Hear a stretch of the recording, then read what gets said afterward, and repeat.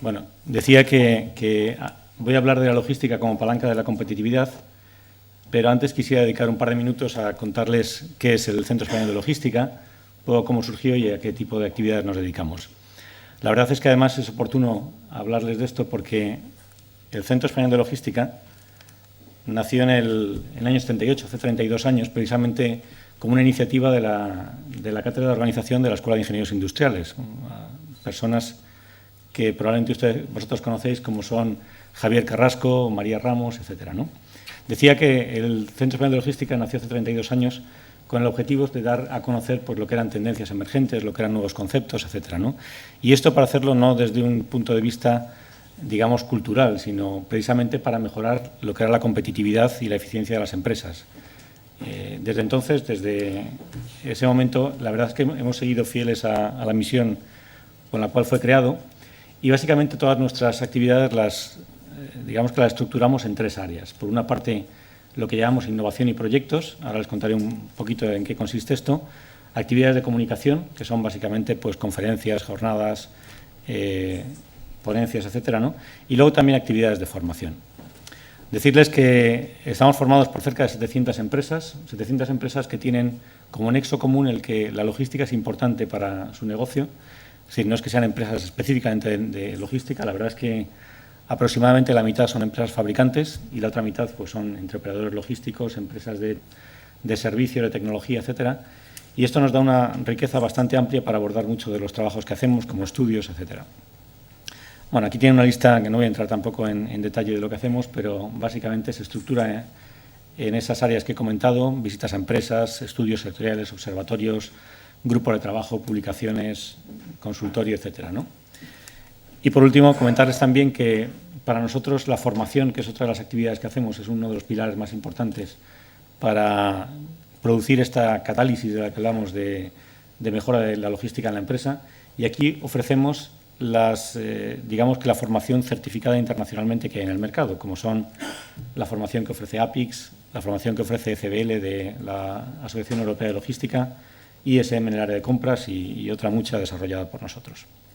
Voy a entrar un poco en materia y lo que quería es comentarles primero la importancia que tiene la logística en la economía. Quería hablarles también un poco de cómo digamos, las actividades logísticas se desarrollan a la vez que se desarrolla el comercio y hablar un poco de lo que es el comercio internacional y cómo ha evolucionado en el tiempo. Y luego comentar la situación particular de España y algunas, digamos, de las recetas o de las actuaciones que se podrían hacer para mejorar la competitividad logística que tenemos en España. ¿Qué peso tiene la logística en la economía? La verdad es que no existen unas estadísticas, digamos, fiables. Digamos que no existen unas estadísticas exactas, pero se estima que las actividades logísticas están en torno al 10% del PIB en la Unión Europea y en España exactamente igual también. Esto hace que sea uno de los sectores, digamos, que más relevantes dentro de la economía, es decir, sectores como el que hemos visto anteriormente de la automoción o sectores como el turismo, etcétera, tienen unos pesos que están también en este orden de magnitud, ¿no? Digamos que la logística ha evolucionado también a la medida que lo ha hecho también el comercio internacional. La verdad es que llevamos 2 años en los cuales el comercio internacional ha disminuido, como ya saben, por el efecto de la crisis económica, pero si miramos esto, digamos, con la perspectiva histórica que nos da pues, los datos, analizando toda la serie histórica del comercio mundial desde finales de la Segunda Guerra Mundial, desde el año 48, vemos que el comercio mundial ha crecido a un ritmo muy superior al que lo ha hecho la producción mundial. Si la producción mundial ha crecido a un ritmo del 4%, el comercio lo ha hecho a un ritmo del 6% anual. Esto de una forma más o menos sostenida. Esto quiere decir que la economía se ha vuelto cada vez más abierta, cada vez más global. Es decir, la producción que ha hecho cada uno de los países, es decir, cada vez más volumen de esta producción se ha destinado a mercados exteriores. En términos de volumen, el comercio mundial se ha multiplicado por 18 desde estas fechas, es decir, en 60 años, pero si miramos los productos manufacturados, el efecto multiplicador que ha habido es muchísimo mayor. Es decir, las exportaciones son actualmente 43 veces mayores que hace 50 años. Evidentemente, esto significa que tiene que haber una logística detrás que mueva todas estas mercancías, una logística que ampare pues, todo lo que es la distribución, la fabricación y el transporte, evidentemente, de estas mercancías a lo largo de todo el mundo. Aproximadamente el comercio internacional es una cuarta parte de la producción mundial y eso implica, como les digo, que una cuarta parte de esta producción mundial hay que transportarla, fabricarla, almacenarla, etcétera, y distribuirla de una forma eficiente. Evidentemente, el comercio mundial no ha crecido de una forma homogénea en todos los países. Se ha desarrollado fundamentalmente a lo largo de unos ejes logísticos que llamamos, ¿no? Es decir, en particular, pues se han desarrollado mucho los ejes que conectan toda la cuenca del Asia-Pacífico con Europa y con Estados Unidos. Es decir, el desarrollo ha sido desigual. Por ejemplo, si miramos la evolución que ha habido de las exportaciones mundiales de Asia-Pacífico, en los años 70 apenas suponían un 1% del volumen producido total, mientras que en el año 2000 superaba el 20%. Y estoy seguro que en la década, cuando acabemos 2010, pues estaremos probablemente por encima del 30% o así. Bueno, esto evidentemente lo que significa es que cada vez más las economías se vuelven más globalizadas, es decir, cada vez más hay una dependencia mucho mayor del comercio internacional y evidentemente asociado a esto también de la logística. El Foro Económico Mundial, en una de las reuniones de Davos, pues señalaron íntegramente que los países amigos de la logística cuentan con más y mejores oportunidades para convertirse en agentes importantes de la globalización. Es decir, que efectivamente, y esto lo vemos, por ejemplo, en las decisiones que toman las multinacionales a la hora de establecerse en determinados países. Es decir, eligen siempre aquellos mercados en los cuales encuentran condiciones favorables y uno de los elementos que más peso tienen, desde luego, es la logística. Es decir, la posibilidad que tienen de aprovisionarse, de fabricar y de distribuir sus productos eficientemente en otros mercados, ¿no? Entonces, aquí tienen muchísima influencia el hecho de que haya infraestructuras y servicios de apoyo, evidentemente, a todas estas infraestructuras que sean eficientes y competitivos para desarrollar precisamente el comercio, pero digamos que a la vez que el comercio, el desarrollo general de la economía, ¿no?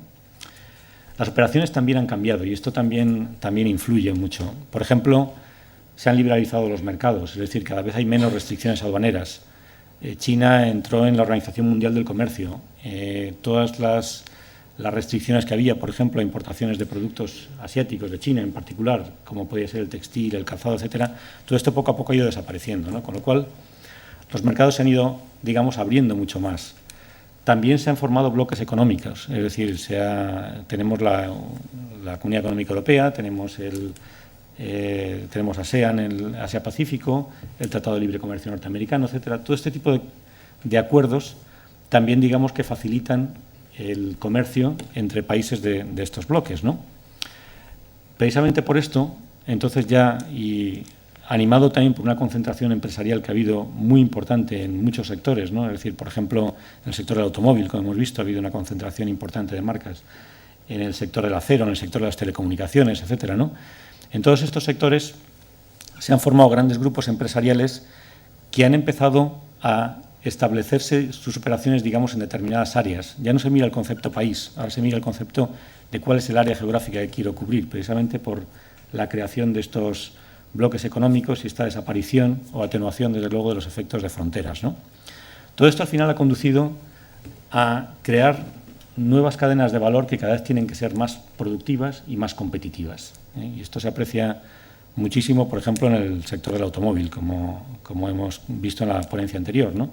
Es decir, España fabrica, es el sexto productor mundial de automoción, pero prácticamente el 80% de lo que fabrica, lo fabrica para exportación. Sin embargo, también importa una cantidad de vehículos similares, ¿no? ¿Por qué? Pues porque precisamente las multinacionales de automoción lo que hacen es que concentran, digamos, la fabricación de determinados modelos en determinados países y hay un intercambio en este caso, de productos muy intensivo, ¿no? Bueno, este cambio en las operaciones ha hecho que las cadenas logísticas realmente se transformen para ofrecer una mayor rapidez, demandan también un mayor servicio y, evidentemente, un menor coste. Esto aquí, el pionero también, efectivamente, fue la automoción, con la introducción de sistemas just-in-time, por ejemplo, que luego le han seguido muchísimas más industrias, ¿no? Ha habido una tendencia también por parte, sobre todo, de las grandes empresas a integrar proveedores y a crear unas cadenas de suministro más eficientes con menos eslabones, ¿no?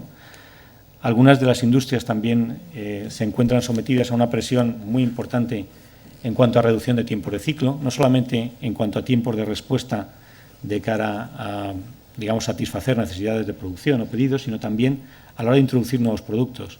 Es decir, cada vez más la cartera de nuevos productos o la facturación que proviene de la cartera de nuevos productos en muchas empresas cada vez es más significativa. Esto lo vemos sobre todo en empresas de altas tecnologías, etcétera, ¿no?